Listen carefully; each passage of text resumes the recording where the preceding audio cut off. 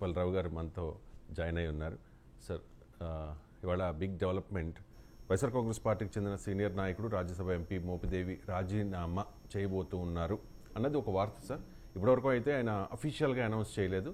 అన్ని మీడియా ఛానళ్ళలో కూడా ఈ వార్త బ్రేకింగ్ న్యూస్గా వస్తున్న పరిస్థితుల్లో ఇది ఆల్రెడీ అనగాని సత్యప్రసాద్ మంత్రి ఆయనతో టచ్లో ఉన్నారు. గత 2 రోజులుగా మాట్లాడుతూ ఉన్నారు. ఇక టీడీపీలో చేరిక లాంఛనమే అనే ప్రచారమే జరుగుతోంది సార్. కాబట్టి ఇప్పటికే వైఎస్ఆర్ కాంగ్రెస్ పార్టీ ఒక ధీమాతో ఉంది. మాకు లోక్సభలో మెజారిటీ లేకపోయినా రాజ్యసభలో 11 మంది ఎంపీలు ఉన్నారు కాబట్టి మేము ఏదైనా చేయాలంటే చేసుకోగలుగుతాము అనే ఒక ధైర్యం. కానీ ఇప్పుడు ఒకరు వెళ్ళిపోతూ ఉన్నారు, ఆల్మోస్ట్ కన్ఫర్మ్ అయిపోయింది అంటూ ఉన్నారు. మరికొంతమంది కూడా వైసీపీని వీడి టీడీపీలో జాయిన్ అయ్యే అవకాశం ఉన్నట్లుగా ప్రచారం జరుగుతోంది సార్. ఏంటి దీని ప్రభావం ఎలా ఉండవచ్చు వైసీపీ మీద?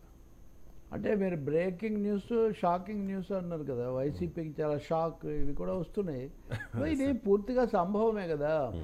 ఎందుకంటే పార్టీ ఓడిపోయి చాలా బలహీనమైపోయింది కాబట్టి ఇప్పుడు అనేక మంది రాజ్యసభ మీద ఎక్కువగా గురి పెడుతున్నారు. లోక్సభలో ఎక్కువ స్థానాలు లేవు. రాజ్యసభలో దెబ్బతీస్తే తప్ప వైసీపీని పట్టు తగ్గదనేది టీడీపీ ఆలోచన కూడా అవుతుంది. ఇంకోటి, రాజ్యసభ మన ఆంధ్రప్రదేశ్లో ఈ పార్టీలకు అచ్చి రాలేదు. అంతకుముందు తెలుగుదేశం హయాంలో రాజ్యసభ వాళ్ళు ఎప్పుడు వేరే పార్టీలోకి వెళ్ళిపోయేవాళ్ళు. ఒకసారి అయితే ఆ శాసనసభ పక్షం మొత్తం వెళ్ళిపోయి రాజ్యసభ పక్షం మొత్తం వెళ్ళిపోయింది. నలుగురు ఉన్నవాళ్ళు అంటే పక్షం ఒక రవీంద్ర తప్ప, కనకమేడల తప్ప. అందుకని ఇప్పుడు కూడా మీరు చూస్తే, ఇప్పుడు మీరు మోపిదేవి వెంకటరమణ గురించి చెప్తున్నారు. ఉదయం నుంచి నేను కూడా గమనించాను. ఆయన నిర్ణయం తీసుకుంటారని లేదు, సత్యప్రసాద్తో మంత్రితో మాట్లాడిన తర్వాత ఇంకా మధ్యాహ్నానికని కాదు రేపని ఏదేదో రకరకాలుగా వస్తుంది. ఇక 2-3 విషయాలు ఉన్నాయి. మిగతా వాళ్లకు వెంకటరమణకు బ్యాక్గ్రౌండ్లో ఒక చిన్న తేడా ఏమంటే, ఈయన జగన్కు వీర విధేయుడని చెప్తూ వచ్చారు. అంతకుముందు ఎమ్మెల్యేగా ఓడిపోయినా ఈయనను ఎమ్మెల్సీని చేసి జగన్ మంత్రిని చేశారు. మలి దఫాలో మంత్రి పదవి ఇవ్వలేదు కాబట్టి ఈయనను పిల్లి సుభాష్ చంద్రబోస్ను రాజ్యసభకు పంపించి చాలా ప్రత్యేక ప్రాధాన్యత కల్పించారు. రేపల్లెలో ఈయనను ఇన్ఛార్జిగా కాకుండా గణేష్ను నియమించినప్పుడు ఈయన చాలా మనస్తాపానికి గురై దాన్ని మీడియాతో కూడా పంచుకున్నప్పటికీ పార్టీతోనే ఉన్నాను అని కూడా చెప్తూ వచ్చారు. అంటే ఒక విధంగా ఈయన రాజశేఖర రెడ్డి మంత్రివర్గంలో కూడా మంత్రిగా ఉన్నారు. జగన్ కేసుల్లో ఈయన కూడా జైల్లో కూడా గడిపున్నారు. సో ఇంత నేపథ్యం ఉన్న వెంకటరమణ ఈయనను ఇన్ఛార్జిగా మారిస్తే ఆయన తరఫున మత్స్యకారుల సంఘాలు అవన్నీ వచ్చి సజ్జల రామకృష్ణారెడ్డిని కలుసుకొని చాలా ఒత్తిడి కూడా పెట్టారు, కాదు ఆయన కొనసాగించాలని. ఇంత నేపథ్యం ఉంది. సో ఆయన మారడం అన్నది అదేమి మారిన పరిస్థితిని సూచిస్తుంది. మారను అని ఇప్పటికీ ఆయన ఖండించలేదు కాబట్టి, ఎందుకంటే ఇంత దుమారం వస్తుంటే సహజంగా ఖండిస్తారు కదా. లేదు ఇవన్నీ నిరాధారమైన వార్తలని అలా ఏం చెప్పలేదు కాబట్టి అలా జరిగే అవకాశం ఉందని అనుకోవాలి. ఇంకొకటి, వెంకటరమణ ఎందుకు అసలు విజయసాయి రెడ్డే రాజ్యసభలో అటు టీడీపీ వైపు వెళ్తారని నిన్న మొన్న కొన్ని కథనాలు ఉన్నాయి. అందుకే ఇప్పుడు మొత్తంగా వైసీపీ రాజ్యసభ పక్షాన్ని బీజేపీ తీసుకుంటుందా, అది వయా తెలుగుదేశం జరుగుతుందా, ఇలాంటి చాలా ప్రశ్నలు ఇక్కడ ఉన్నాయి. సో చాలా వరకు ఇది మోస్ట్ పాసిబుల్ అనే మనం అనుకోవాల్సి వస్తుంది. పైగా పెద్ద పని కూడా ఉన్నది. ఇక్కడ ఇంకో డెవలప్మెంట్ కూడా ఉంది రవిశంకర్. ఎన్డీఏకు ఈ రోజుతో మెజారిటీ వచ్చింది రాజ్యసభలో 119. అంటే ఎన్డీఏకు, బీజేపీకి రాలేదు కానీ వైసీపీ టీడీపీ వీళ్ళందరినీ ఎన్డీఏ పార్టీలన్నీ కలుపుకుంటే 119 వచ్చింది. ఈరోజు జరిగిన ఆ ఎన్నికల్లో 9 వాళ్లకు 3 వీళ్లకు వచ్చాయి. కాబట్టి ఈ నేపథ్యంలో చూస్తే ఇప్పుడు ఎన్డీఏ వైసీపీ మీద ఆధారపడే పరిస్థితి కూడా తగ్గుతుంది. అది కూడా ఒక కొత్త పరిస్థితి. కాబట్టి నిజంగా రాజ్యసభ సభ్యుడి స్థాయిలో కనుక పార్టీ మారితే అది తీవ్రమైన విషయము, విఘాతమే అవుతుంది వైఎస్ఆర్ పార్టీకి. పైగా ఈయన మారిన తర్వాత ఈయన చూసి ఇంకొంతమంది కూడా మారే అవకాశం ఉంది. బీజేపీకి కూడా చాలా ఇంట్రెస్ట్ ఉంటుంది. ఎమ్మెల్యేలు అంటే టీడీపీకి మాత్రమే కానీ బీజేపీకి రాజ్యసభలో ఆధిక్యత నిలుపుకోవటం చాలా కీలకం కాబట్టి వాళ్ళు కూడా దీన్ని పూర్తిగా ప్రోత్సహించే అవకాశం ఉంది. అవినాష్ రెడ్డి కూడా వెళ్తాడు, ఇట్లాంటివి కూడా ఉన్నాయి. కాబట్టి ఇంక ఇవన్నీ ఏవేవి ఉంటాయి, ఏవేవి వెళ్తాయి కేసులు, ఇందులో బీజేపీకి ఇంట్రెస్ట్ ఎంత, టీడీపీకి ఎంత, ఇవన్నీ ప్రశ్నలు. అవినాష్ రెడ్డి మీరు అనేది బీజేపీలోకి సార్? బీజేపీలోకి ఆల్రెడీ మిథున్ రెడ్డి, అవినాష్ రెడ్డి అదంతా. అంటే దీనికి బలం చేకూర్చే అంశం ఇంకోటి ఏంటంటే స్వయంగా జగన్ ఒక దశలో చెప్పున్నాడు కదా, కడప అవినాష్ రెడ్డి మీద చర్య తీసుకుంటే ఆయన బీజేపీలోకి వెళ్తాడు అని. అప్పుడు ఇది షర్మిల తర్వాత వివేకానంద రెడ్డి కేసు అవన్నీ నడిచినప్పుడు మీరు గట్టిగా వ్యవహరించాలి అని నేను సునీత రెడ్డి వెళ్ళి అడిగితే, డాక్టర్ సునీత అడిగితే లేదు మనం యాక్షన్ తీసుకుంటే ఆయన బీజేపీలోకి వెళ్తాడు అని చెప్పినట్టు. కాబట్టి ఈ నేపథ్యం అంతా ఉంది. ఇవన్నీ మామూలు అయిపోయినాయి కదా ఇప్పుడు రాజకీయాల్లో, పైగా అటు ఇటు ఓటమి కాగానే దూకటం. ఇప్పటివరకు కిలారు వెంకటరోసయ్య, మద్దాల గిరి, ఆళ్ల నాని, పెండెం దొరబాబు ఇలాంటి ఒక నలుగురు ప్రముఖులు పార్టీని వీడారు సార్. మరికొంతమంది పార్టీని వీడతారని ప్రచారం జరిగింది. ఈ నలుగురు కూడా ఈరోజు ఏలూరు మేయర్ నూర్జహాన్ కూడా ఆల్రెడీ జాయిన్ అయ్యారు. అంటే ఈ నలుగురు అంటే గతంలో ఎమ్మెల్యేలుగా పనిచేశారు కాబట్టి వైసీపీలో ఈ నలుగురు కూడా వేరే పార్టీలోకి వెళ్ళే ప్రయత్నం చేశారు. వేరే పార్టీ ఇన్ ద సెన్స్ కూటమిలోని ఏదో ఒక పార్టీలోకి. మూడే కదా ఆప్షన్స్ ఉన్నాయి. కానీ అక్కడ నుంచి పాజిటివ్ సంకేతాలు రాలేదు. ఎందుకంటే వీళ్ళకి ఏ పదవి లేదు కాబట్టి. అండ్ రాజ్యసభ వెంకటరమణ ఆల్రెడీ పదవిలో ఉన్నారు. అండ్ రాజ్యసభ ఎంపీ అంటే ఆ పదవికి ఉన్న వాల్యూవే వేరు. ఆ ఢిల్లీలో సాలబుల్ ఐటమ్ కదా అది. ఐ మీన్ మీరు అలా అంటే మళ్ళీ హక్కులో ఇది వస్తుంది. I'm sorry. అంటే అంత డిమాండ్ ఉంది అనేది చాలా ఎక్కువ. రాజ్యసభకు ముఖ్యంగా పార్టీ విధేయత అన్నది కూడా లోక్సభకు రాజ్యసభకు కొంత తేడా ఉంటుంది. మీరు తెలంగాణ నుంచి ఇదే సమయంలో అభిషేక్ మను సింఘ్వి కాంగ్రెస్ ఎంపీగా ఎన్నికయ్యాడు, వెళ్ళాడు. ఆయన కూడా ఈరోజు ఎంపికైన వాళ్ళల్లో. కారణం ఏంటి అంటే కేశవరావు బీఆర్ఎస్ నుంచి ఇటు వచ్చి రాజీనామా చేశాడు. ఆ రాజీనామా చేసిన స్థానంలో అభిషేక్ సంఘ్విని కాంగ్రెస్ పార్టీ ఎంపిక చేసింది. ఇప్పుడు తెలుగుదేశం పార్టీ మోపిదేవి వెంకటరమణ వస్తే వాళ్లకు సంఖ్యాబలం ఉంది కాబట్టి వాళ్ళు కోరుకున్న ఎంపీని తెచ్చుకోవచ్చు. లేదంటే ఈయననే మళ్ళీ ఎంపీ చేసే అవకాశం కూడా ఉంది. ఇక్కడ ఈయనను ఎమ్మెల్సీని చేస్తామని వాళ్ళు ఆఫర్ ఇచ్చారు అనేది మనం వినిపిస్తున్న మాట. గతంలో ఇలాగే జగన్ కూడా ఎమ్మెల్సీని చేసి మంత్రిని చేశారు కాబట్టి ఇప్పుడు ఎమ్మెల్సీని చేస్తామని కూడా వాళ్ళు అంటున్నారని. టీడీపీ కూటమికి బ్రహ్మాండమైన సంఖ్యాబలం ఉంది కాబట్టి వాళ్ళు వైసీపీ నుంచి వచ్చిన రాజ్యసభ సభ్యులను మళ్ళీ పంపించే అవకాశం కూడా చాలా ఎక్కువగా ఉంటుంది. సో ఇవన్నీ ఆకర్షణ శక్తిని, ఆపరేషన్ ఆకర్షణ బాగా బలోపేతం చేస్తాయి. ఇంకా మీరు చెప్పిన వాళ్ళు అంటారా, అవన్నీ మోరర్లెస్ నైతికంగా బలహీనపరచడానికి లేకపోతే కొంత దెబ్బతీయడానికి తప్ప వాళ్ళకి ఎవరికి పదవులు లేవు కదా. ఇప్పటి వరకు వచ్చిన వాళ్ళు ఎవరికి కూడా వీళ్ళు ఏమైనా ఇస్తే ఇవ్వాలి, లేకపోతే లేదు. ఇచ్చే పరిస్థితి కూడా లేదు. ఎందుకంటే ఇక్కడే పెద్ద పోటీ ఉంది. ఇక్కడే చాలా పోటీ ఉంది. చంద్రబాబు నాయుడు 3 రోజులకు ఒకసారి అందరినీ కూర్చోబెట్టి మనకు పోటీ ఎక్కువగా ఉంది అని చెప్తూనే ఉన్నారు. 164 మంది నామినేటెడ్ పోస్టుల విషయంలో కూడా చాలా పోటీ ఉంది. 3 పార్టీలు ఉన్నాయి. ఈ సమస్యలన్నీ ఉన్నాయి. వాళ్ళు ఆల్రెడీ ఇప్పటికే తర్జనపరిచిన బీజేపీ కూడా డైలమాలో ఉంది. అంటే మనం వాళ్ళిద్దరికి వదిలేసి మనం పెంచుకోకపోతే ఎట్లా అనే ఒకటి కూడా ఉంది. ఎప్పుడేమవుతుందో తెలియదు కదా. అంటే చాలా మంది నాయకులు but it will be major development. Mopidevi Venkataramana లాంటి సీనియర్ ఎంపీ కనుక వైదొలగితే ఏపీ రాజకీయాల్లో అదో పెద్ద మేజర్ డెవలప్మెంట్ అవుతుంది. మేజర్ డెవలప్మెంట్ ఇంకా వద్దాము స్టార్టింగ్ అంటే ఓపెనింగ్ ది ఫ్లడ్ గేట్స్ అంటారు చూడండి, తలుపులు తీసినట్టు అవుతుంది. రీసెంట్గా మంత్రి సుభాష్ కామెంట్ చేశారు, మేము ఇంకా గేట్స్ ఓపెన్ చేయలేదు, గేట్స్ ఓపెన్ చేస్తే మాత్రం వైసీపీ అంత ఖాళీ, వైసీపీలో మిగిలేది ఇద్దరు, ఒకటి పెద్దిరెడ్డి, 2 జగన్ రెడ్డి అని చెప్పేసి. సో గేట్స్ ఓపెన్ చేసినట్టే కనిపిస్తుంది. అంటే మీరు ఇద్దరు అంటున్నారు, మళ్ళీ మిథున్ రెడ్డి అంటే దాదాపు పెద్దిరెడ్డి లాగే కదా. మిథున్ రెడ్డి పార్టీ మారుతాడనే వచ్చే ప్రశ్నలు ఇవన్నీ మనం చూస్తే, అందువల్ల పెద్దిరెడ్డి కుటుంబం కూడా మరి ఇక్కడ ఎంతకాలం చంద్రబాబు నాయుడు టార్గెట్ చేస్తున్నప్పుడు బీజేపీ ఏమో ఎవరినైనా తీసుకొని బలోపేతం కావాలి తెలుగు రాష్ట్రాల్లో అనే ఒక వ్యూహంతో వాళ్ళు ఉన్నారు. కాబట్టి ఇది ఒక పెద్ద సమస్య. ఇది మీరు తెలంగాణలో అయితే అసలు బీఆర్ఎస్నే తీసుకుంటారని కూడా మీరు మళ్ళీ ఇంకో చర్చ. కానీ అది ఎక్కడో ఫుల్ స్టాప్ అన్నట్టు, ఐ మీన్ జస్ట్ చిన్న గ్యాప్. అది మళ్ళీ తెలంగాణ మనం డిస్కస్ తెలంగాణలో మాట్లాడదాం. అండ్ అంటే చాలామంది నాయకులు, వైఎస్ఆర్ కాంగ్రెస్ పార్టీ నాయకులు, అంటే వైసీపీ అధికారంలో ఉండగా ఒక రేంజ్లో మాట్లాడిన వాళ్ళందరూ ఇప్పుడు చాలా సైలెంట్ అయిపోయారు సార్. మీరు అబ్జర్వ్ చేస్తున్నారు అనుకుంటా. అంటే ఏంటి ఎటువంటి సంకేతం? అంటే ఇట్ ఆల్వేస్ హ్యాపెన్స్ కదా, మాట్లాడడానికి అధికారమో ఆధిపత్యమో ఏదో ఒకటి ఉండాలి కదా. ఏమీ లేకుండా మాట్లాడితే సాగినంత కాలమ్మా అంతవారు లేరందరూ, సాగకపోతే ఊరికే చతికిల పడిపోదురు అన్నట్టుగా సాగినప్పుడు ఎవరైనా మాట్లాడతారు. అందులో కొంచెం ఎక్కువగా కూడా నడిచింది కదా. సో అందువల్ల ఇప్పుడు వాళ్ళంతా ఒక్కసారిగా ఇంకోటి మీరు గమనిస్తే అప్పుడే కాదు ఇప్పుడు కూడా రాజకీయపరమైన విధానపరమైన అంశాల కంటే వ్యక్తిగతమైన ప్రాబల్యాలు, తిట్టుకోవడాలు, దూషణలు ఇవి చాలా ఎక్కువగా ఉన్నాయి ఏపీ రాజకీయాల్లో. సో వీళ్ళంతా చెలరైపోయిన వాళ్ళంతా మంత్రులు, వాళ్ళని బూతుల నోటిపారుదల కాదు, నీటిపారుదల కాదు, నోటిపారుదల అని. నోటిపారుదల చాలా విశృంఖలంగా సాగిన కాలం మనం చూసాం కాబట్టి, ఒకరనే కాదు ఎవరినైనా కానీ. సో అదొక ధోరణిగా ఉండేది. ఇప్పుడు వాళ్ళంతా ఏం మాట్లాడాలి? ఇప్పుడు వాళ్ళు కాపాడుకుని ఆత్మరక్షణలో ఉన్నారు. అప్పుడు ఎక్కువగా ఎవరు మాట్లాడారో లేదా ఎక్కువగా ఎవరు అవతల వాళ్ళని రెచ్చగొట్టారో వాళ్ళు ఇప్పుడు ఎక్కువగా ఆత్మరక్షణలో ఉన్నారు, ఎక్కువగా కనబడకుండా ఉన్నారు. ఒక అంబటి రాంబాబు, అప్పుడప్పుడు కొడాలి నాని, ఇలాంటి ఒకరిద్దరే కనిపిస్తున్నారు. మిగిలిన వాళ్ళందరూ ఏవి తల్లి నిరుడు కురిసిన హిమ సమూహములని ఎవరు ఎక్కడ కనిపించట్లేదు.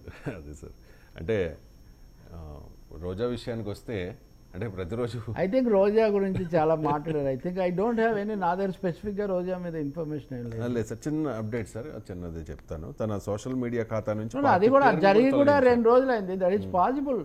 అంటే తనకి ఆప్షన్ లేదు, ఎందుకంటే ఏ పార్టీలోకి వెళ్ళడానికి ఆప్షన్ లేదు. ఎందుకంటే అందరినీ తిట్టారు, చంద్రబాబు నాయుడుని తిట్టారు, బీజేపీని విమర్శించారు. సార్ ఇప్పుడు మీరు ఒకటే గుర్తుపెట్టుకోండి సార్, రాజకీయాల్లో ఎప్పుడో తిట్టారు అన్నదాన్ని ఎవరు దే డోంట్ మైండ్. ప్రయోజనం ఉందంటే మొత్తం తీసుకుంటారు. మీరు అటు ఒక ప్రకటన ఇటు ఒక ప్రకటన వేసి అప్పుడు ఇప్పుడు అని చూస్తే పరమ బూతులు తిట్టిన వాళ్ళే మళ్ళీ పరమ విధేయులుగా ఉండడం మీరు చూస్తారు. ఇంకొకటేమో రోజా విషయానికి వస్తే ఆమె ఆంధ్రప్రదేశ్ నుంచి ఆంధ్ర టు తమిళనాడు అన్నట్టుగా తమిళనాడు రాజకీయాల్లోకి వెళ్ళిపోతారు, అక్కడ చేరతారని కొన్ని కథనాలు అందరు ఇచ్చారు. ఇచ్చిన తర్వాత లేదు ఆమెను ఎవరు అక్కడ ఇష్టపడట్లేదు, ఎవరు రానివ్వడం లేదు అంటున్నారు అని వచ్చిన తర్వాత కాదు ఆమెకు కాస్త దగ్గరగా ఉండేవాళ్ళు, ఆమె స్టాలిన్కు చాలా సన్నిహితురాలు, డిఎంకేలో ఆమెకు చాలా ఆఫర్ ఉందని ఇవన్నీ personal stories we may leave a side Ravi. When they take some ఒక స్టేజ్కి వచ్చినప్పుడు వీ కెన్ కామెంట్ అంది. వాళ్ళు కామెంట్ చేసినప్పుడు అంటే అఫీషియల్ కనీసం కొన్ని సూచనలు సంకేతాలు స్పష్టంగా వచ్చినప్పుడు ఆమె తొలగించడం తప్పకుండా దాంట్లో సంకేతం ఉంది. తొలగించడం అంత వీర విధేయతగా ఉన్నటువంటి లేదా జగనన్న అన్న లేకుండా మాట్లాడిన వ్యక్తి తొలగించాలంటే దానికి ఏం వివరణ ఇస్తారు అనేది కూడా మనం చూడాలి. అది వేరే కాదు, ఫలానా అయింది, టెక్నికల్గా అయింది, ఏదో ఉంటాయి 100 సమర్థనలు వాళ్ళు చేస్తూ ఉంటారు. రాజకీయాల్లో ఏదైనా సాధ్యమే, అంతే కదా. రాజకీయాల్లో తీసుకున్న తర్వాత మా అనుచరుల విజ్ఞప్తి మేరకు, వారి కోరిక మేరకు మేము ఈ నిర్ణయం తీసుకోవడం అయినది లేదు. ఇదైతే మటుకు డిపిని లేకపోతే అదేది ప్రొఫైల్ను మార్చుకోవడాలు దానికి మటుకు అనుచరులతో ఏం సంబంధం లేదు. దాని మా రాజకీయ మతలబులు ఏమున్నాయి దాని వెనుక, లేకపోతే నిజంగా మార్పుకు సంకేతం. అంటే ఎవరైనా పార్టీ మారితే ఇద్దరికి ప్రయోజనం. రంగం సిద్ధం చేసుకుంటున్నారని అనుకోవాలి. రాజకీయంగా రంగం సిద్ధం చేసుకుంటున్నారా పార్టీ మారడానికి? ముగ్ధ వెంకటరమణ మారారంటే ఆయన రాజ్యసభ సభ్యుడు కాబట్టి, రాజ్యసభ సభ్యులకు చాలా వాల్యూ ఉంది కాబట్టి, డిమాండ్ ఉంది కాబట్టి ఆయన మారితే ఇటు టీడీపీ ఒప్పుకోవచ్చు, అటు అంటే ఇద్దరికి కూడా ప్రయోజనం ఉంటుంది.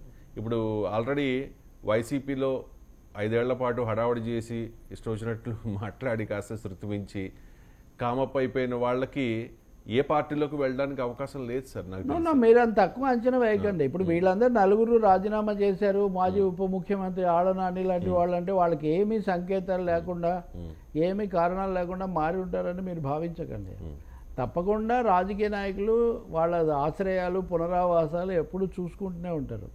ఎప్పుడు బయటపడతారు, రెండోది ఆల్రెడీ అక్కడ వేకెన్సీ ఉందా లేదా, ఇలాంటి చాలా సమస్యలు ఉంటాయి. సో రోజా కూడా ఆమె పొలిటికల్ గేమ్ ఆలోచన థాట్ ఆమెకు ఉండాలి. చర్యలు రెడ్ బుక్ అది వేరే భాగం. అంటే సైలెంట్ అయిపోవడం ఒక వ్యూహం, అండ్ పార్టీకి రిజైన్ చేయడం ఇంకో వ్యూహమేమో. ఎందుకంటే ఈ రెడ్ బుక్ లిస్ట్ నుంచి తప్పించుకోవడానికో లేకపోతే చూసాం కదా సార్, ఇప్పుడు పార్టీ నుంచి బయటకు వచ్చేసిన వాళ్ళ మీద పెద్దగా ఫోకస్ లేదు అనుకుంటా. లోకేష్ ఎందుకు లేదండి, ఇప్పుడు వీళ్ళ పేర్లే కదా వింటున్నాం. ఇప్పుడు చాలా మంది కనిపించట్లేదని మనం అంటున్నాం, వాళ్ళ గురించి వాళ్ళు చెప్పడం లేదా. కాబట్టి ఆ వైరం అది కొనసాగుతూనే ఉంటుంది. అది వరకు అన్న వాటికి ఇప్పుడు మూల్యం చెల్లించరు. ఈ రోజు ఉదయం కూడా లోకేష్ ఎక్కడో మాట్లాడారు. రెడ్ బుక్ గురించి అవును, మాట్లాడారు రెడ్ సార్. బుక్ లో వీళ్ళందరి పేర్లు ఉన్నాయి, ప్రజలకు వ్యతిరేకంగా పనిచేసిన వాళ్ళవన్నీ ఉన్నాయన్నారు. కాబట్టి రెడ్ బుక్ అనేది డైలీ రొటీన్లో అది ఎక్కడో చోట అది ప్రస్తావనకు వస్తూనే ఉంది కదా. మరి వీళ్ళ పేర్లు అందులో లేకుండా ఎలా ఉంటాయి? ఉన్నా ఏం జరుగుతుంది అనేది ఆయన అందులోనే మళ్ళీ కక్ష సాధింపు ఉండదని కూడా ఒక మాట చెప్తున్నాడు మళ్ళీ. అదే మరి అందుకనే. బయట కూడా మనకి అవైలబుల్ అయ్యా, ఉంది సార్, ఏంటి? ఒకసారి బయట ప్లే చేయండి.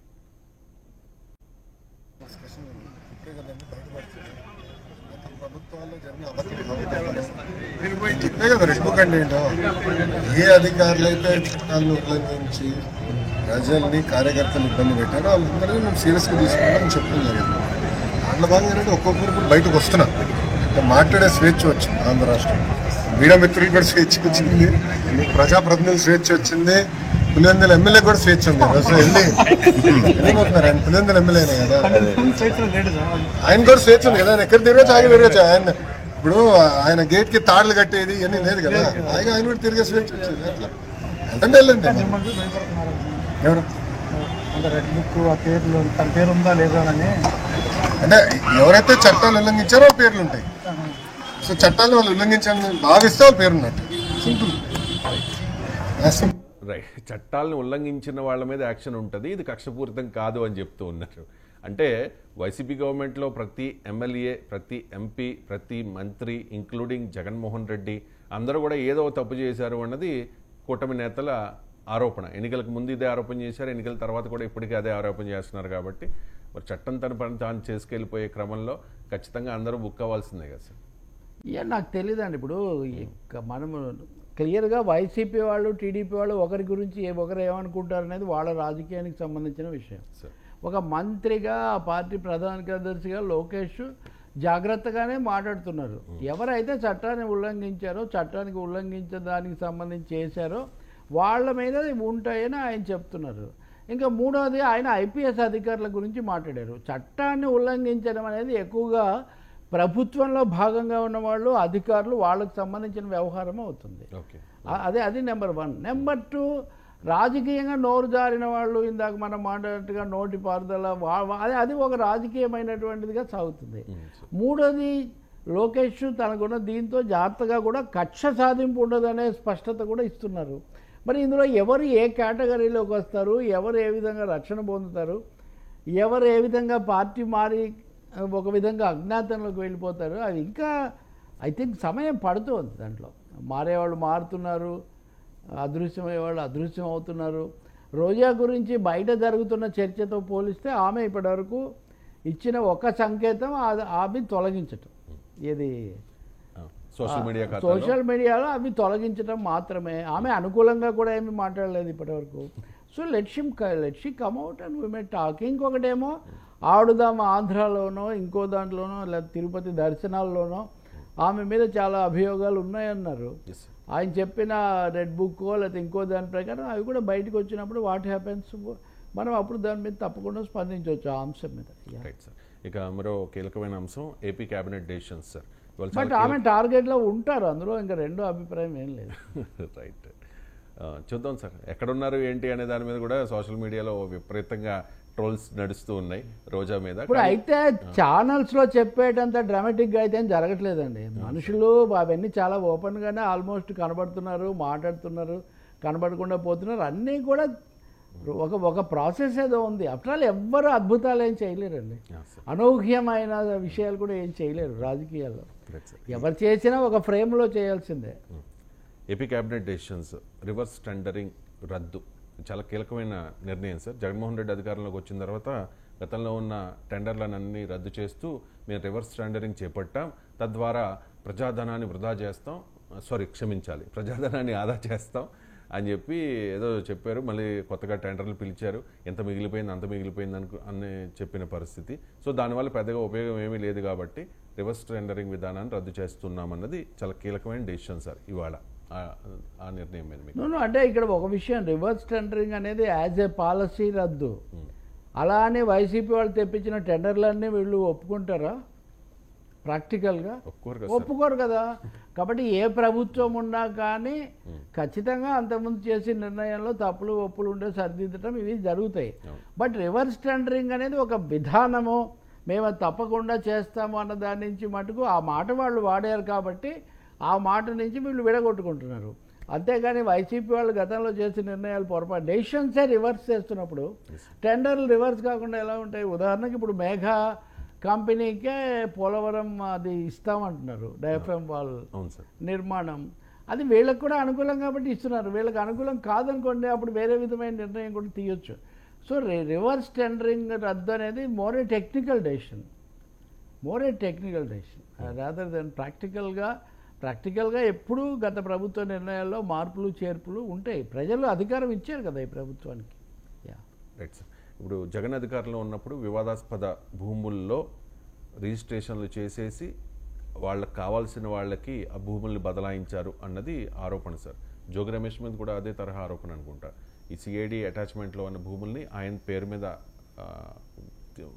రిజిస్ట్రేషన్ చేయించుకుని తిరిగి సేల్ చేసేసారు. ఇప్పుడు మరో డెసిషన్ ఇది సార్, వివాదాస్పద భూముల రిజిస్ట్రేషన్లో నిలిపివేతకు ఆమోదము అంటే ఏంటి, దీని స్ట్రాటజీ ఏంటి? అంటే మొత్తం ఇప్పుడు భూములన్నిటి మీద రకరకాల భూములు, అజైన్ భూముల మీద కూడా సమస్యలు ఉన్నాయి. వీటన్నిటి మీద ఒక అఖిలపక్షం లాంటిది జరిపి ఒక వైఖరి తీసుకోవడం చాలా మంచిది. ఆ ప్రభుత్వం ఉన్నప్పుడు వాళ్ళు అలాగే చేశారు, మళ్ళీ వీళ్ళు వచ్చి కొన్ని చేస్తారు. కొన్ని విషయాలు ఆ నిర్ణయాలు తప్పు అనే అభిప్రాయాలు ఉన్నాయి. ఇప్పుడు విశాఖ లాంటి చోట నిన్న గంటా శ్రీనివాసరావు కూడా ప్రకటన చేశారు. సో భూముల పట్ల ఒక హోలిస్టిక్ అప్రోచ్ తీసుకోవాల్సిన అవసరం ఒకటి ఉంది. నిర్ణయాలను ఆపేది ఇందాక రివర్సే కదా, ఒక విధంగా రివర్స్ కాదంటూనే తెలియకుండా రివర్స్ చేయాల్సిన పరిస్థితి ఇక్కడ వస్తుంటుంది. భూముల విషయంలో చాలా అవకతవకలు జరిగాయి.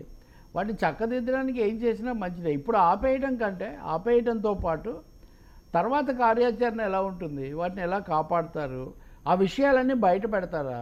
ఇప్పుడు మదనపల్లిలో పెద్దిరెడ్డి రామచంద్రారెడ్డి ఆఫీస్ తగలబెట్టి అది అయింది, ఏమైంది? ఇప్పటివరకు ఏం వివరాలు ఏం బయట పెట్టట్లేదు ప్రభుత్వం. కాబట్టి ఆపేయడంతో పాటు వివరాలు పంచుకోవాలి ప్రజలతో. అప్పుడు పూర్తి పబ్లిక్ కూడా తమకు ఉన్న సమాచారం ఇవ్వడానికి అవకాశం ఏర్పడుతుంది. అండ్ ఇంకొకటి, ఈ 77 లక్షల సర్వే రాళ్లపై జగన్ బొమ్మ తొలగింపునకు ఆమోదం. ఆ 77 లక్షల సర్వే రాళ్లపై జగన్ బొమ్మ చెక్కడానికి కొన్ని కోట్ల రూపాయలు ఏదో ఫిగర్ చెప్పారు సార్, నేను మర్చిపోయాను, అంత అయిందని చెప్పి. అండ్ ఈ జగన్ బొమ్మ తొలగింపునకు కూడా ఏదో 13 కోట్లు ఏదో అవుతుందని చెప్పి వార్తలు వస్తూ ఉన్నాయి సార్. సో అదొక వృధా ఖర్చు అయితే మళ్ళీ ఇది ఒక వృధా ఖర్చు కదా. అంటే తొలగించకపోతే అదే కదా ఇప్పుడు రివర్స్ టెండరింగ్ అంటే ఇదే ఒక విధంగా. ఇప్పుడు మీరు చూడండి, అదే ఒక అనవసరమైన కార్యక్రమం. జగన్ ఇదొకటే కాదు, ఆ పాస్బుక్లు కూడా మళ్ళీ రీప్రింట్ చేయాలి, జగన్ బొమ్మ తీసేసి అన్నారు. జగన్ తీసుకున్నటువంటి చాలా స్వయం కృత అపరాధాలు లేకపోతే ఆత్మహత్య సదృశ్యమైన నిర్ణయాల్లో ఈ ఫోటోలతో బుక్కులు వేయడము, సర్వే రాళ్ల మీద ఫోటోలు వేయటము అన్నది ఆయన చేసిన అతిపెద్ద తప్పుల్లో ఒకటి. ఆ ఫోటో పోటు అనేది ఇంకా కొనసాగుతుందని మనకి ఇప్పుడు అర్థమవుతుంది. తప్పకుండా ఈ కొత్తగా వచ్చిన ప్రభుత్వము అన్ని చోట్ల జగన్ బొమ్మ కనపడుతుంటే వీళ్ళు ఎలా టాలరేట్ చేస్తారు? సో వాటిని తీసేస్తున్నారు. అది పూర్తిగా సరైందే.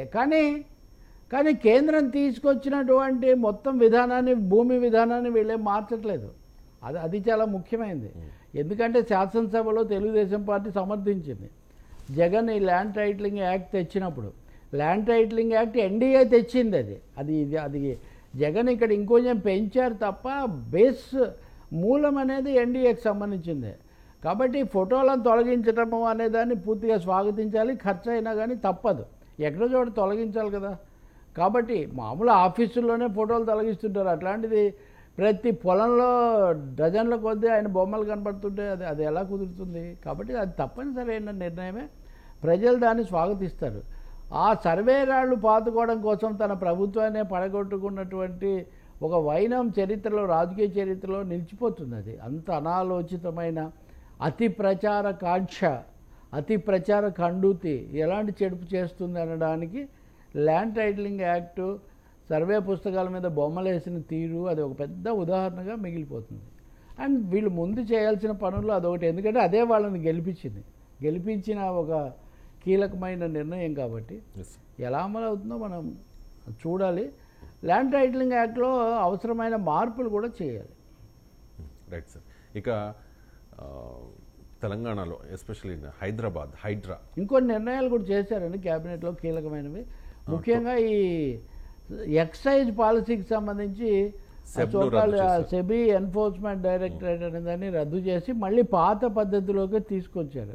ఇక్కడ ఒక విషయం మనం చెప్పాలి, తప్పకుండా ఎక్సైజ్లో చాలా తప్పులు జరిగాయి, మహిళలు వ్యతిరేకంగా ఓటు వేయడానికి అది కూడా ఒక ముఖ్యమైన కారణమైంది. కానీ అదే సమయంలో అంతకుముందు కూడా బెల్ట్ షాపులు ఇవన్నీ ఈ ప్రభుత్వం ఈ పార్టీ హయాంలో కూడా ఉన్నాయి. జగన్ చేసిన తప్పులను దిద్దుతున్న సమయంలో అంతకుముందు జరిగిన తప్పులు కూడా పునరావృతం కాకుండా రిపీట్ కాకుండా చూసుకోవాల్సిన బాధ్యత కూడా ఉంటుంది. Yes, sir. తెలంగాణలో హైడ్రాకు వచ్చిన ఆదరణ పార్టీలకు అతీతంగా అందరూ కూడా సపోర్ట్ చేస్తూ ఉన్నారు. బీజేపీ నుంచి రాజా సింగ్, రఘునందన్ రావు సపోర్ట్ చేస్తూ ఉన్నారు. కొంతమంది ఈటెల లాంటి వాళ్ళు ఏదో అపోజ్ చేస్తూ కొన్ని కండిషన్స్ పెడుతున్న పరిస్థితి. ఇక బీఆర్ఎస్ ఎమ్మెల్యేలు కొంతమంది స్వాగతించారు. ఇక కాంగ్రెస్ అయితే వాళ్ళకి ఆప్షన్ లేదు, మా భూములు అలాంటి పరిధిలో ఉన్నా కూడా మేము కూల్చేయడానికి సిద్ధము అని చెప్పి వాళ్ళు రెడీ అవుతున్న పరిస్థితి. సో ఈ హైడ్రా ఈ తెలుగు రాష్ట్రాల్లోనే చాలా ఫేమస్ అయింది సార్. ఒక్కసారిగా రంగనాథ్ ఆయన ఆపరేషన్ తీరు ఇవన్నీ కూడా అందరూ అబ్జర్వ్ చేస్తున్నారు. నాగార్జున కన్వెన్షన్ సెంటర్ కూల్చేసిన తర్వాత విపరీతమైన రెస్పాన్స్ వచ్చింది. ప్రజలు కూడా దీన్ని స్వాగతిస్తూ ఉన్నారు. ఇన్నాళ్ళు పేదల మీదే పడేవారు, కానీ ఇప్పుడు పెద్దలైనా లెక్క చేయట్లేదు అని చెప్పేసి. సో దీన్ని ఆంధ్రప్రదేశ్లో ఇంప్లిమెంట్ చేయాలి అనేది ఒక ప్రపోజల్ ఉంది. సో నిన్న మంత్రులు కూడా మాట్లాడారు, నారాయణ అలాగే గంటా శ్రీనివాసరావు ఎమ్మెల్యే కూడా, మేము ఆంధ్రప్రదేశ్లో కూడా హైడ్రాని అమలు చేయబోతూ ఉన్నాం అని చెప్పేసి. సో రేవంత్ రెడ్డి చాలా అగ్రెసివ్గా వెళ్తూ ఉన్నారు సార్, ఎవరిని లెక్క చేయట్లా. కేంద్ర మాజీ మంత్రి కాంగ్రెస్ సీనియర్ నాయకుడు పల్లన్ రాజు ఆస్తులను కూడా కూలగొట్టేశారు. ఇంకా ఈ పార్టీ ఆ పార్టీ తరతమ భేదాలు లేకుండా. సో ఆంధ్రప్రదేశ్లో ఇది ఎంతవరకు పాసిబిలిటీ ఉంటుంది? ఇప్పుడు తెలంగాణలో ఈ నిర్ణయాలు చెరువులను కాపాడము, వరదల ముంపు నుంచి కాపాడడం అది కీలకమైనది, అది మంచిదే, దాన్ని అందరూ కూడా స్వాగతిస్తున్నారు. కానీ అదే సమయంలో దీంతో ఏదో అంత తలకిందులైపోతుందా లేదా అనే సందేహాలు కూడా ఉన్నాయి. రాజకీయాలకు అతీతంగా దీన్ని అమలు జరుపుతారా లేదా అని. ఇప్పుడు నాగార్జున కన్వెన్షన్ తీసుకుంటే కూడా ఎవరో లెక్క చెప్పారు, ఆ కూల్చిన భవనానికి ఖర్చు 300 కోట్లు ఉంటుంది, కానీ ఆ ఆస్తి విలువ 10,000 కోట్లు. ఆస్తి విలువలో ఇది చాలా తక్కువ. చెరువు రక్షణ అన్న కోణం నుంచి దీనికి ప్రాధాన్యత ఉంటుంది. కానీ ఇక మిగిలిన వెంటారా మూసీ అప్డేట్, ఇది మూసీ ఆధునీకరణ కోసం 12,000 కుటుంబాలకు పునరావాసం కల్పించాలని ప్రభుత్వం ప్రకటించింది. నిన్న 200 కుటుంబాలు హైకోర్టులో కేసేసాయి. పేద మధ్యతరగతి వాళ్ళ సంగతి ఏంటి అంటే, రియల్టర్లు పూర్తిగా మాకు అనుమతి ఉందని చెప్పి ఈ స్థలాలు ఇవి అమ్మారు, వీళ్ళు కట్టుకున్నారు. ఇప్పుడు ఏం చేయాలి? సో హైడ్రా కొన్ని ప్రశ్నలు కూడా తీసుకొని వచ్చింది తెలంగాణలో. మీరు అన్నట్టుగా బీజేపీలో ఈటెల రాజేందర్ గొంతు, రఘునందన్ రావు గొంతు ఒకటే విధంగా వినిపించట్ల. అలాగే బీఆర్ఎస్ వాళ్ళు మేమే కూలుస్తాం, అవసరమైతే కూల్చండి అంటూనే వాళ్ళు దీన్ని వ్యతిరేకిస్తున్నారు. సో ఇది రాజకీయంగా లీగల్గా ఎలాంటి మలుపులు తిరుగుతుంది అన్నది మనం తెలంగాణలోనే ఇంకా చూడాల్సి ఉంది. కొన్ని అడుగులు అయితే పడ్డాయి, అవి మంచివే. దీన్ని ఆంధ్రాలో అమలు జరుపుతారా అంటే, ఆంధ్ర అనగానే వైసీపీ వాళ్ళు ఇక్కడ పడగొడుతున్నారు, మళ్ళీ అక్కడ కరకట్ట దగ్గర చంద్రబాబు నాయుడు ఇల్లు, దాన్ని ఎందుకు మీరు వదిలేస్తారు, దాని మీద పడతారా లేదా, ఇట్లాంటి ప్రశ్నలు కూడా అక్కడ వస్తున్నాయి. సో ఈ నేపథ్యంలో మరి ఈరోజు క్యాబినెట్ ముందుకు ఏం రాలేదు కదా. సో క్యాబినెట్ ముందుకు రాలేదు, క్యాబినెట్ ప్రస్తావనగా కూడా చేయలేదు. మరి ఎందుకు మరి ఇంత జరుగుతుంటే మంత్రి నారాయణ చెప్పి, సీనియర్ మాజీ మంత్రి గంటా శ్రీనివాసరావు లాంటి వాళ్ళు చెప్పి ఆ ప్రస్తావన ఎందుకు రాలేదు మనకు తెలియదు. తెలంగాణలో చెరువులు, ఆంధ్రప్రదేశ్లో నదులు, ప్రాజెక్టులు, కాల్వలు, ఈ పరిస్థితుల మధ్య కొంత తేడా కూడా కొంత ఉంటుంది. చెరువుల ఆక్రమణ, నాలాల ఆక్రమణ తెలంగాణ సమస్య. ఆంధ్రప్రదేశ్లో కూడా ఇది చేయాలి, ఎక్కడైనా జలాశయాలను నీటిని కాపాడుకోవాల్సిన అవసరం ఉంది. ఆ సమస్య మీద చంద్రబాబు అనుభవజ్ఞుడు కాబట్టి ఏం చెప్తాడో మనం చూడాలి. కానీ మక్కీగా హైడ్రాను ఆంధ్రాలో అమలు చేసే అవకాశం మటుకు ఉండదు. అక్కడ పరిస్థితులు వేరు, ఆక్రమణలు వేరు. నేను ఇందాక కూడా చెప్పాను, ఆక్రమణలు, ఎంక్రోచ్మెంట్స్, కబ్జాలు, వాటి నుంచి బయటపడాల్సిన అవసరం ఉంది. అదే విశాఖపట్నంలో మొదలు పెడితే చాలా మంచిది. ఎందుకంటే 3 సార్లు సిట్లు వేశారు, కానీ ఇంతవరకు దాని విషయాలు ఏం తెలీదు. కాబట్టి చర్యలు తీసుకోగలిగితే నారాయణ దానికి సంబంధించిన మంత్రి కూడా, మున్సిపల్ శాఖ మంత్రి కాబట్టి ఒక విధాన ప్రకటన చేస్తే తప్పకుండా స్వాగతించవచ్చు. అలాగే పదే చర్చకు వస్తున్నటువంటి చంద్రబాబు నివాసము లేదా ముఖ్యమంత్రి నివాసం, దాని మీద కూడా పారదర్శకంగా ఒక స్పష్టత ఇచ్చేస్తే అనవసరమైన ఊహాగానాలు ఆగిపోతాయి. Right sir. దీని మీద ఏదైనా మాట్లాడితే ఫస్ట్ వైసీపీ వాళ్ళు అడిగేది అదే కదా సార్, ముందు మీరు ఉండవల్లి కరకట్ట నివాసాన్ని వాళ్ళు ఖాళీ అదే చేయండి అని అడుగుతారు. ఇప్పుడు ఎవరికి తోచినట్టు, ఇప్పుడు అదే నేను చెప్తుంది, విస్తృతమైన ప్రజోపయోగ విషయాలు కూడా పాక్షికమైన రాజకీయ కోణాల నుంచి మాట్లాడడం వల్ల ఉపయోగం లేదు. ఒక దీర్ఘకాలికమైన ఒక విధానం కావాలి. Right sir. ఇక తెలంగాణలో చాలా కీలకమైన పరిణామం తెలంగాణ రాజకీయాల్లో కవితకు బెయిల్. ఢిల్లీ లిక్కర్ స్కీమ్లో అరెస్ట్ అయి 5 నెలల పాటు అసలు అదే కాదు కదా, నాగార్జున పడగొట్టింది కూడా ఒక విధంగా, దాని వెనక కూడా వీళ్ళు ఉన్నారు, ఆయన వైసీపీ ఇట్లాంటివన్నీ. రైట్ సార్, అవి కూడా మాట్లాడతాం. ఇప్పుడు వైసీపీ సోషల్ మీడియా విపరీతంగా ట్రోల్ చేస్తుంది. జగన్ నాగార్జున ఫ్రెండ్స్ కాబట్టే చేశారు. జగన్మోహన్ రెడ్డి అంటే చెరువు నిజం కదా, అక్కడ ఆక్రమణ నిజం కదా, ప్రతిదీ మా కళ్ళతో చూడమంటే ఎలా కుదురుతుంది? అదే సార్, అంటే జగన్కి నాగార్జునకి మంచి మిత్రత్వం ఉంది అనేది అందరికీ తెలిసిన విషయం. జగన్మోహన్ రెడ్డి జైల్లో రాజశేఖర రెడ్డి ఉన్నప్పుడు కూడా ఆయన అడ్వర్టైజ్మెంట్ చేసేవాళ్ళు ఉండొచ్చు. ఏ జగన్కి ఎవరు మిత్రులుగా ఉండకూడదని వీళ్ళు ఎలా చెప్తారు? చంద్రబాబుకు మిత్రులు ఉన్నట్టే.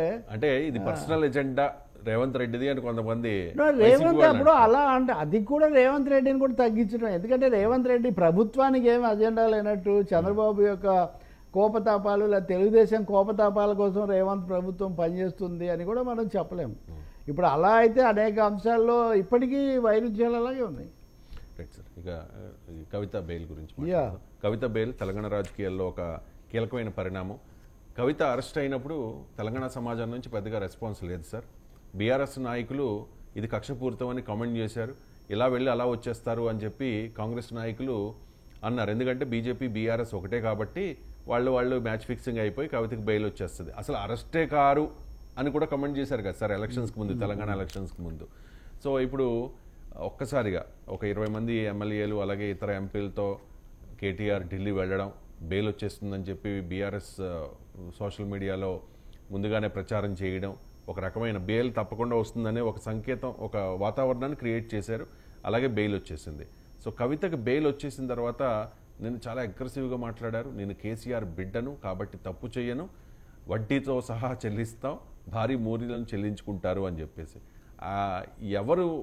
ఎవరికి వడ్డీతో చెల్లిస్తారు, ఎవరు భారీ మూల్యం చెల్లించుకుంటారు, తన అరెస్టు అక్రమము అని అంటూ ఉన్నారు కాబట్టి ఎవరు చేశారు అనే దాని మీద చాలా పెద్ద డౌట్ ఉంది సార్ తెలంగాణ సమాజానికి. ఎందుకు అంటే బీఆర్ఎస్ బీజేపీ ఒకటే అని చెప్పి కాంగ్రెస్ అంటూ ఉంటే, బీఆర్ఎస్ కాంగ్రెస్ ఒకటని చెప్పేసి బీజేపీ వాళ్ళు అంటూ ఉన్నారు. ఎందుకు కవిత అరెస్టు అక్రమం అయితే దాని వెనక ఉన్నది ఎవరు అనేది పెద్ద క్వశ్చన్. మీరు బెయిల్ గురించి కదా ఇప్పుడు చర్చించాలి. అరెస్ట్ అయిపోయి ఆమె బెయిల్ మీద బయటకు వచ్చారు. అదే సార్, ఇప్పుడు బెయిల్ వెనక ఉన్నది ఎవరు అన్నది ఇప్పుడు చర్చ.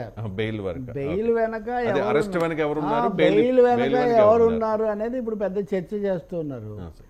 బెయిల్ రావడం సహజము, సమర్థనీయం కూడా. ఇప్పుడు ఎందుకంటే సిసోదియాకు వీళ్ళందరికీ బెయిల్ వచ్చిన తర్వాత కవితకు రాకపోవడం 5 నెలలు అక్కడ ఉండి, ఒక విషయం రవి, అది జగన్మోహన్ రెడ్డికి బెయిల్ వచ్చినా, చంద్రబాబు నాయుడుకు బెయిల్ వచ్చినా, ఇప్పుడు కవితకు వచ్చినా, మొన్న కేజ్రీవాల్కి వచ్చినా బెయిల్ రావడం చట్టబద్ధం, బెయిల్ రావడం రాజ్యాంగబద్ధం. ఎక్సెప్షన్ అని. కాబట్టి బెయిల్ రావడం ఏదో విపరీతమైన విషయం అయినట్టు. బెయిల్ ఎలా వచ్చింది, బెయిల్ రాకుండా జైల్లోనే పెట్టే అధికారం ప్రపంచంలో ఎవ్వరికి లేదు, దేశంలో ఎవ్వరికి లేదు. కాకపోతే ఆలస్యాలు ఎందుకు అయ్యాయి?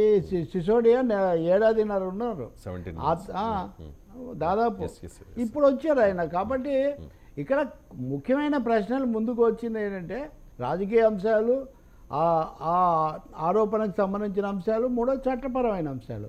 చట్టపరంగా సుప్రీంకోర్టు జస్టిస్ గవాయ్ చాలా స్పష్టంగా చెప్పారు, మీ దగ్గర ఆధారాలే ఏం లేవు, మీరు డబ్బు ఎక్కడి నుంచి ఎక్కడికి ప్రయాణించిందో మీరు చెప్పలేకపోతున్నారు, ఫోన్ మార్చారు, లేకపోతే ఫార్మాట్ చేశారు, లేకపోతే మెసేజ్లు తీసేశారు, ఇవన్నీ ఏ విధంగా ఆధారాలు అవుతాయని ఆయన తీవ్రంగా ప్రశ్నించారు. ఇందులో టీడీపీ ట్విస్ట్ కూడా ఆయన ఒకటి ఇచ్చారు.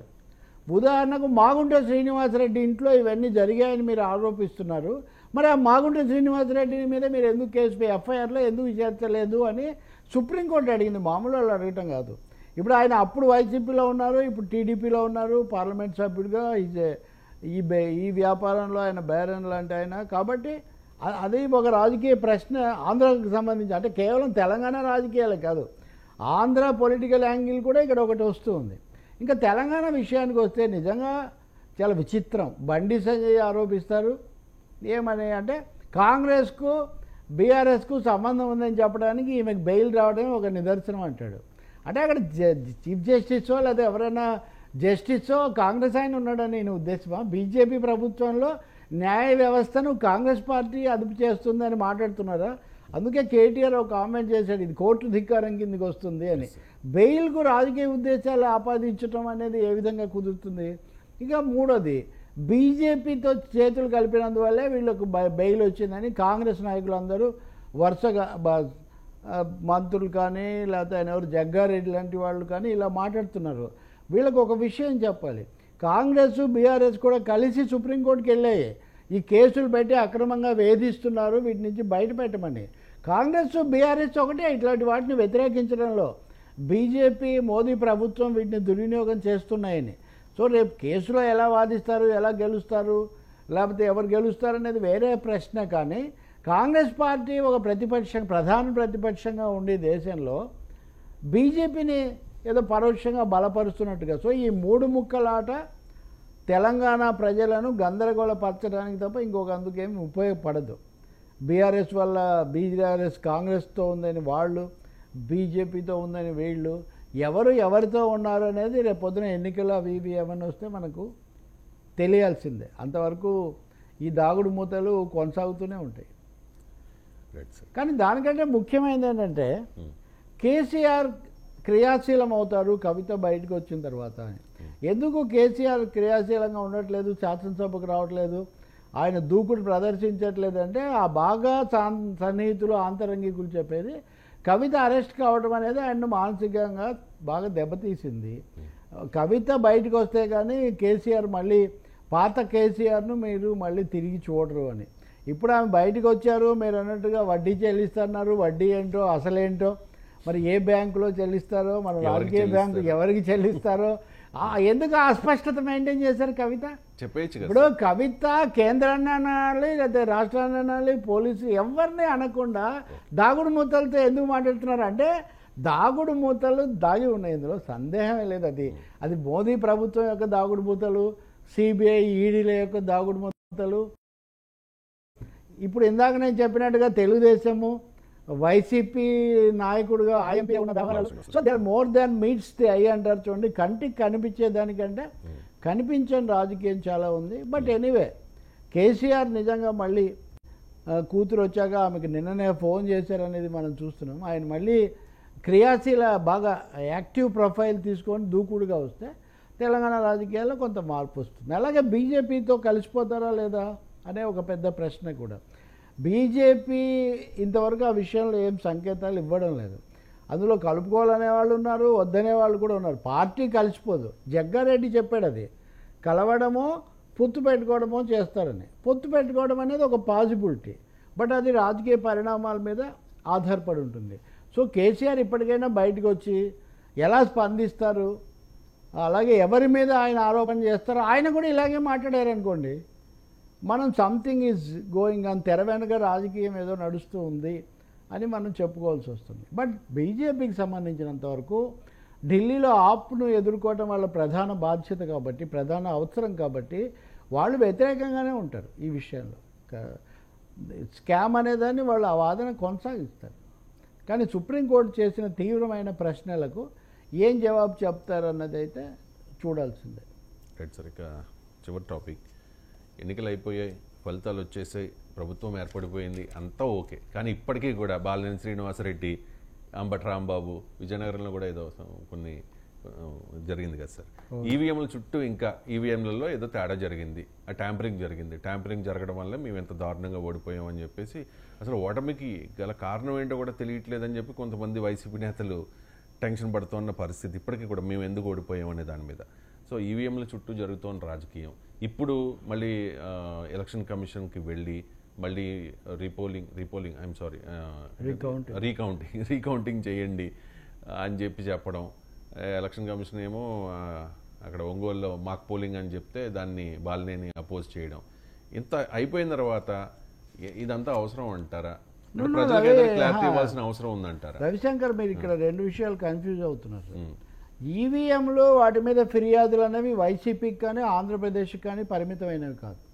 దేశవ్యాప్తంగా దీని మీద ఒక చర్చ ఉంది. సుప్రీంకోర్టులో కూడా వరుసగా కేసులు నడిచాయి, ఎన్నికల కమిషన్ సమర్థించుకుంది. ఆ ట్రాక్ ఒకటి ఏపీ విషయం తప్పకుండా మీరు అన్నట్టు బాలినేని శ్రీనివాసరెడ్డి ఒంగోలులో కానీ ఆ చంద్రశేఖర్ అని ఆయన విజయనగరం పార్లమెంటు స్థానంలో కానీ ఈ విషయం వాళ్ళు ఇక్కడ లేవనెత్తారు. 5 లక్షలు కట్టాడు దాదాపు ఎవరైనా బాలినేని. ఇక్కడ సమస్య ఏమొస్తుందంటే రీకౌంటింగ్కు మేము అడిగితే మీరు రీకౌంటింగ్ చేయడం లేదు, మీరు సుప్రీంకోర్టు ఉత్తర్వులు ఉల్లంఘిస్తున్నారని వీళ్ళు ఆరోపిస్తున్నారు. నిన్న బాలినేని శ్రీనివాసరెడ్డి ఏమో అసలు అదేమనాలి మాక్ పోలింగ్ దాకా వెళ్లకుండానే ఆయన హైకోర్టులో కేసు వేశారు. హైకోర్టులో కేసు వేసి అది నడుస్తుంది, వాయిదా పడింది. కాబట్టి ఒంగోలులో మాక్ పోలింగ్ తతంగం జరగనే లేదు. విజయనగరం నియోజకవర్గానికి వస్తే అక్కడ నెల్లిమర్ల లాంటి చోట ఉదాహరణకు ఆ తాళాలు ఆ పోలింగ్ పెట్టెలు అవేవి ఈవీఎంలు తీసిపెట్టిన వాటి తాళాలు లేవని ఇంకోటి రకరకాల వాదనలు వచ్చాయి. కానీ ఇక మౌలికంగా వాళ్ళు చెప్పేది ఏంటంటే బ్యాటరీ ఛార్జింగ్లో తేడా వచ్చిందని. ఈ విషయం మాట్లాడాల్సిన అవసరం ఉంది. ఎందుకంటే వైసీపీ వాళ్ళ మీడియాలో ఒకటే విధంగా వాళ్ళు ఒక యాంగిల్ ఇస్తున్నారు, రెండో వాళ్ళేమో తోసిపడేస్తున్నారు. ఇంత ముఖ్యమైన విషయం ఇది. బ్యాటరీ ఛార్జింగ్ అయిపోలేదు. విజయనగరం నియోజకవర్గంలో బ్యాటరీ ఛార్జింగ్ 99% ఉంది. ఒకరోజు పోలింగ్ చేసిన తర్వాత కూడా 99% ఛార్జింగ్ ఎలా ఉంది. ఇంకొక దాంట్లో చేయకుండానే 88% ఉంది. ఇది చేసాము అంటున్న చోట 99% ఎంత ఉంది అంటే ఇక్కడ ఏదో గల్లం జరిగింది అనేది వాళ్ళు చేస్తున్న ఆరోపణ. కలెక్టరు మాక్ పోలింగ్ కోసం అన్నీ తెరిచిన తర్వాత వాళ్ళు మాకు ఈ ఛార్జింగ్ ఎందుకుందో మాకు చూపించాలి, ఇట్లాంటి డిమాండ్స్ చేశారు. సో విజయనగరం జిల్లా కలెక్టర్ చెప్పింది ఏంటంటే సుప్రీంకోర్టు చెప్పిన దాంట్లో ఇవన్నీ లేవు, ఛార్జింగ్ ఆడిట్ ఇవ్వాలని ఇట్లాంటివి వాళ్ళు చెప్పలేదు, కాబట్టి అవి మేము చెయ్యము అని వాళ్ళు చెప్పారు. దాంతో అక్కడ కూడా ఈ ప్రక్రియ ఆగిపోయింది. సో సెంట్రల్ పాయింట్ ఏమంటే ఒంగోలులో కానీ విజయనగరంలో కానీ ఈవీఎంల రీకౌంటింగ్ ప్రాసెస్ జరగలేదు. సుప్రీంకోర్టు కూడా 5% వీవీప్యాట్లను వీటిని చెక్ చేయమని చెప్పిన మాట నిజమే. కానీ వీళ్ళు ఒప్పుకోలేదు, వీళ్ళు చెప్పిన దానికి వాళ్ళు ఒప్పుకోలేదు. కాబట్టి అది అపరిష్కృతంగా మిగిలి ఉంది. దీని మీద బాలినేని ఇప్పటికే హైకోర్టు వెళ్ళారు, మళ్ళీ సుప్రీంకోర్టుకి వెళ్తానంటున్నారు. ఏం జరుగుతుందో మనం చూడాలి. విజయనగరంలో మరింత నిర్దిష్టంగా 1-2 సార్లు వార్తలు వచ్చి కలెక్టర్ కూడా ప్రకటన చేశారు. కాబట్టి కలెక్టర్ ప్రొసీడింగ్స్ ఎలా ఉంటాయి భవిష్యత్తులో అన్నది కూడా మనం చూడాలి. ఈ చర్చ అయితే కొనసాగుతుంది, అందులో సందేహం ఏమీ లేదు. కానీ దేని ద్వారా మీరు కూడా ఒకరోజు చర్చ చేసినట్టున్నారు, ముఖ్యమంత్రి మార్పు, మళ్ళీ ఎన్నికలు, అంత పెద్ద పెద్ద కథలకు ఇక్కడ అవకాశం లేదు. కానీ అసలు పాసిబిలిటీ లేదు సార్, అది లేదు. కానీ ఈ ప్రక్రియకి ఏదో ఒక ముగింపు రావాల్సిన అవసరం ఉంది. దీనికి ఏదో ఒక క్లారిటీ సుప్రీంకోర్టుకు కూడా వెళ్ళే అవకాశం ఉంది. అధికార యంత్రాంగం కూడా ఏదో ఒకటి చెప్పాల్సి ఉంది. ఏపీలో జరిగే ఈ వివాదం జాతీయ స్థాయిలో కూడా ఒక ప్రెసిడెంట్గా తీసుకునే అవకాశం కూడా ఉంది. Right sir, thank you so much sir. చాలా అంశాలకు సంబంధించి డీటెయిల్డ్గా అనాలిసిస్ ఇచ్చినందుకు.